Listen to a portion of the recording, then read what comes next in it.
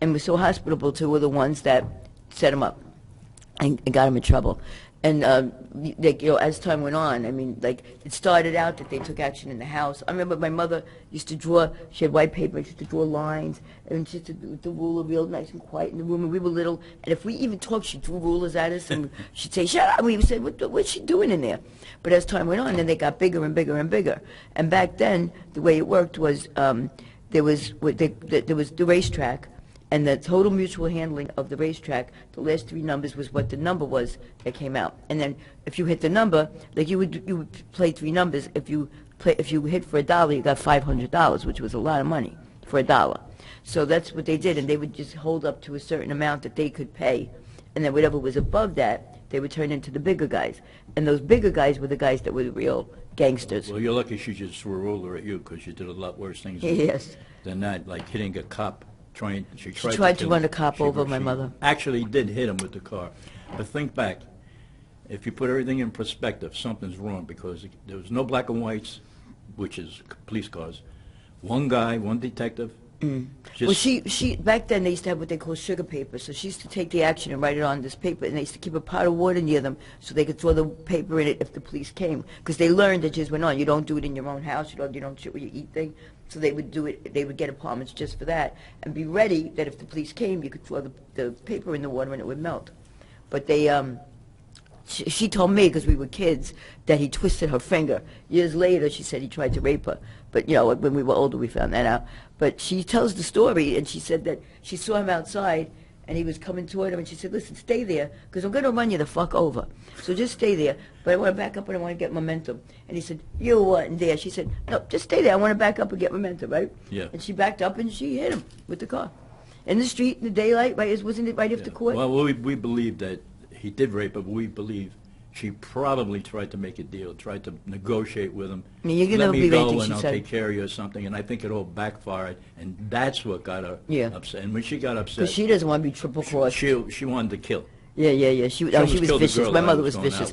My Aunt Stella physically my Aunt Stella used to wax the floor and make sure the rug would slide, so that when my father came in, he would slide and fall. She thought that was so funny. That was their sense of humor. Well, they were all cool. And I used to say, "That's why I don't want my father to fall." They were all a little cuckoo. All of them were a little. They were all crazy. The women were. That's why I like Mala Feminna as the story. I say that in my childhood, in my most vivid recollection of my childhood, how other girls, it's their father teaching them how to swim, or their mother teaching them how to ride a bike. Me, it was the axes. It was definitely the axes, because I was back then. When did you buy those houses? In the '60s, right? 65, I think. They weren't called condos then, because there was no such thing. They were attached houses. Attached. And it was 24,000, right? Was it? 29.9. Or 17, was it?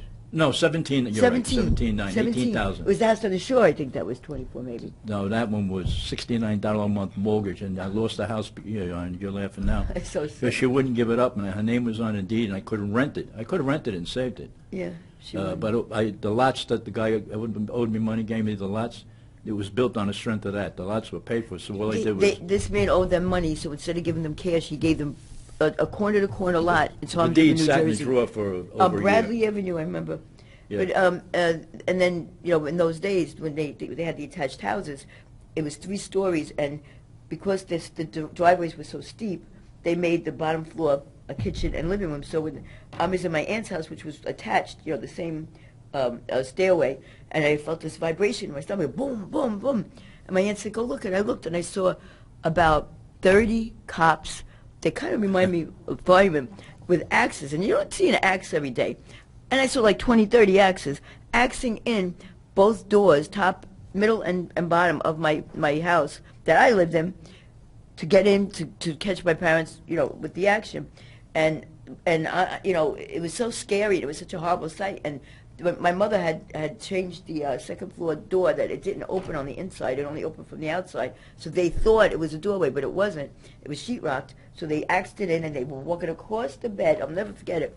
With the headboard, you see these big boots walking across the white bed to the floor, and they trashed the house. They trashed everything, turned everything upside down, ripped posters off the wall, which was very unnecessary. But she let the minor bird out, though. So she had the work hidden in the minor bird cage, and they were afraid of the minor bird, so they didn't get to work.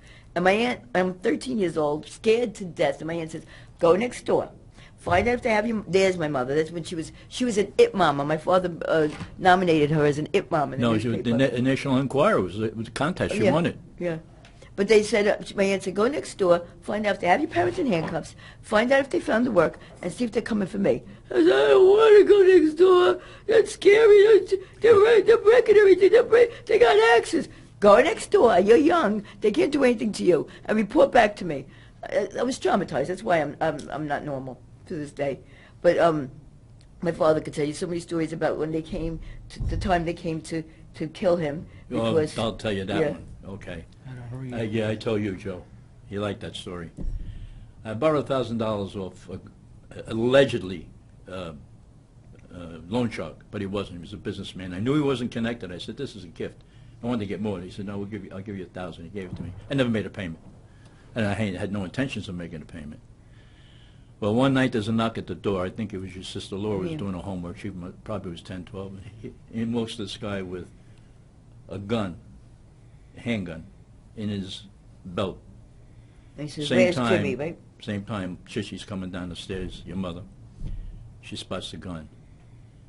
She said, "Wait here. I'll be right back." No, she said, he "You got come." that puzzle. He caught him off guard with that. "Wait here, I'll come back." Come down the stairs with a shotgun that I had. She had it loaded. She cocked it. She says, "You call that an effing gun? This is a gun. You come here with that gun in your waistband my with my kids." kids here Yeah. doing their It was homework." okay if you kill my father, just not in front of the kids. Yeah, right. Yeah. Well, that was okay. Yeah, you can't kill him in front of my Right. kids. That was her whole thing.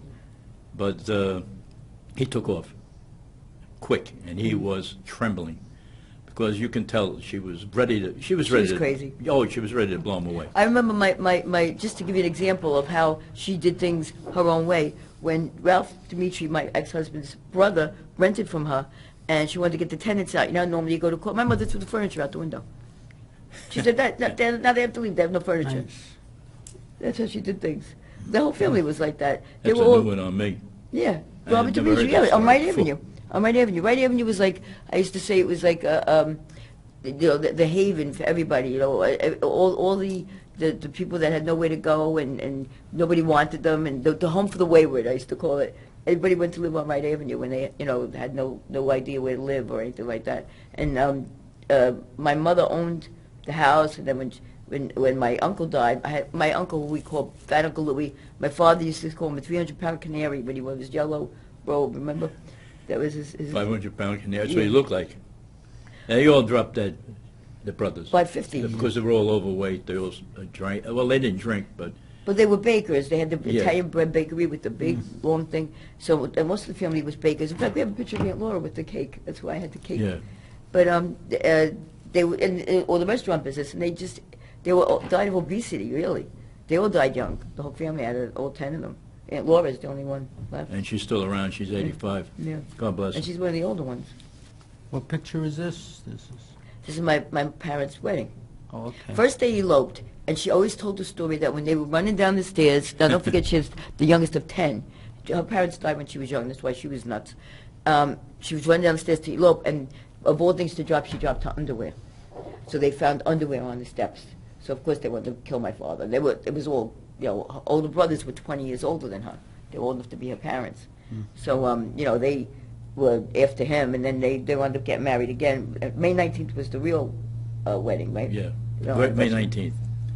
Yeah, I followed her once because I knew what was going on. I think you knew too. Laura, my youngest daughter, No, she's didn't still want to know, clueless. which is good. I followed her to Fairview. I didn't go to work that night. I think I tell you the story. I'm not sure. I took somebody else's car and stayed up the top of the hill. She used to hang out in the den, going out with Joe Adonis, his son, big-time mobster. Tell you stupidity. Tell you what I did. Well, I sat there for I don't know how many hours, and she come out. I saw her get in a car that was not familiar to me with the Mary, Shazday, and Dolly. They went somewhere. They're going to the bus station. Why? I went there. I lost them. So I went back under my perch. Sure enough, they pull up. It was around 12:30. They get out. I zoomed down. They surprised completely. First, I slapped him. Now, I slapped the mob guy's son. That's not a good thing.